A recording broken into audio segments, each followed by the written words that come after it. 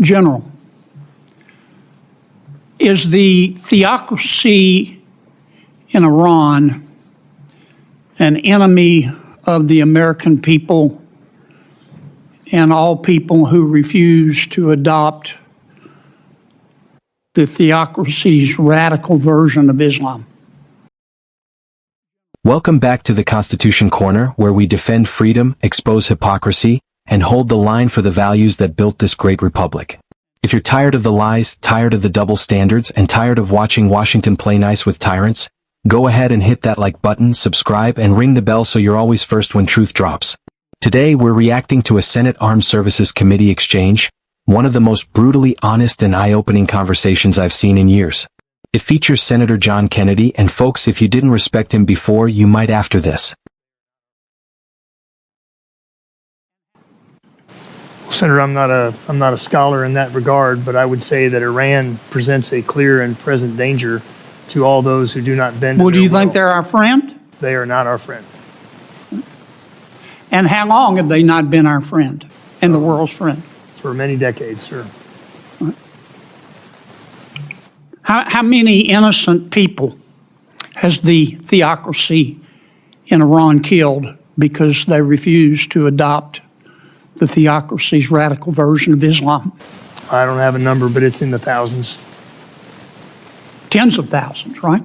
I would think so, yes, sir. Hundreds of thousands, right? Again, I don't have the exact number, but I would not be surprised if it were. If the theocracy in Iran developed a nuclear weapon, would they be more or less dangerous?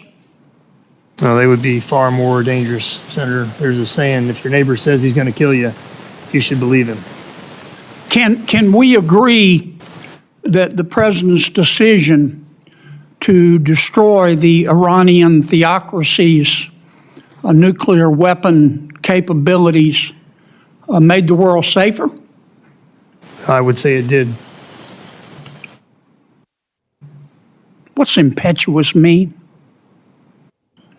Well, sir, impetuous means, again, I'm a poli-sci major from the Texas State School. Impetuous means flippant. Yeah, without thought, without care. Yes, sir. You're not a politician, are you? No, sir, I am not. Okay.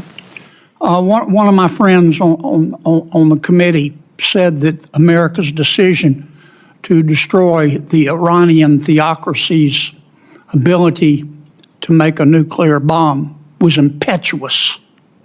Do you think that's an accurate description in light of the theocracy's years of hatred and bloodshed? Well, Senator, I would say it is a good thing that Iran does not have a nuclear weapon. Yeah, I would too. I don't understand why we can't agree on that. I don't. Let me talk about shipbuilding in a few minutes I have. Mr. Secretary, for the last 2 decades, well, let me ask the Admiral. He's not a politician either.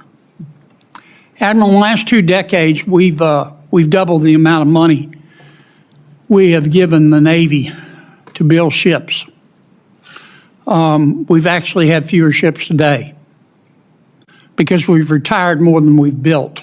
Tell me why in 30 seconds.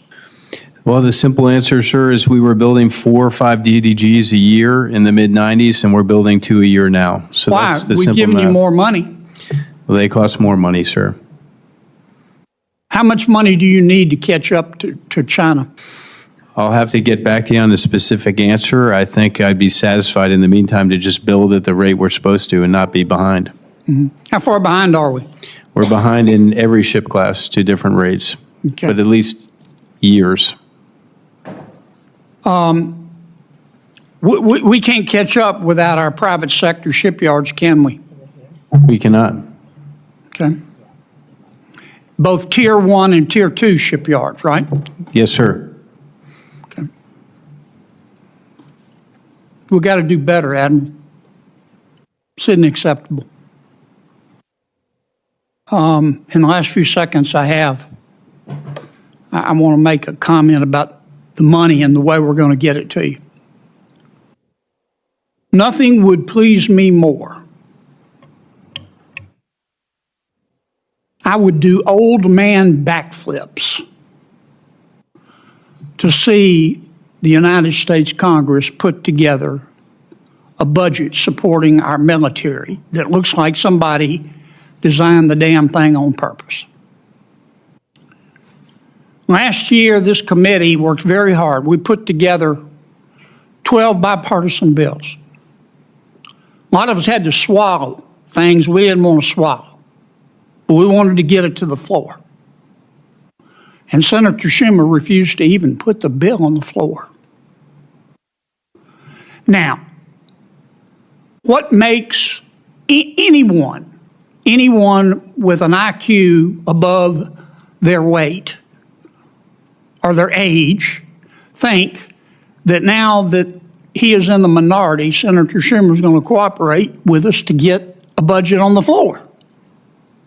What I'm trying to tell you is, back here on planet Earth, you're going to have to make do with the money we get you on reconciliation. We're headed toward a series of CRs. I hope I'm wrong. But again, I live on planet Earth. We can do more than one reconciliation bill, but you and your colleagues need to start planning for that eventuality. Maybe it'll change. Maybe someday donkeys will fly backwards too. But for the foreseeable future, I don't see it. That's regrettable, but it's reality. We need to plan for it. Just like we had to plan for the reality of Iran having a nuclear weapon. Thank you, Mr. Chairman. Let's get right to it. In this hearing, Kennedy questions military and government officials about the Islamic theocracy of Iran, the dangers they pose, and our ability, or inability, to deal with them effectively. Right out the gate, Kennedy asks what should be a no-brainer. Is the Iranian regime an enemy of the American people and of anyone who refuses to bow to their radical form of Islam? Now pause right there. We're living in a time where American officials and media personalities won't even name evil when they see it. Kennedy, like many of us on the right, calls it out directly.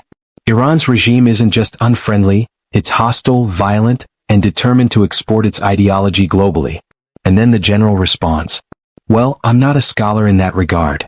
That's the problem, folks.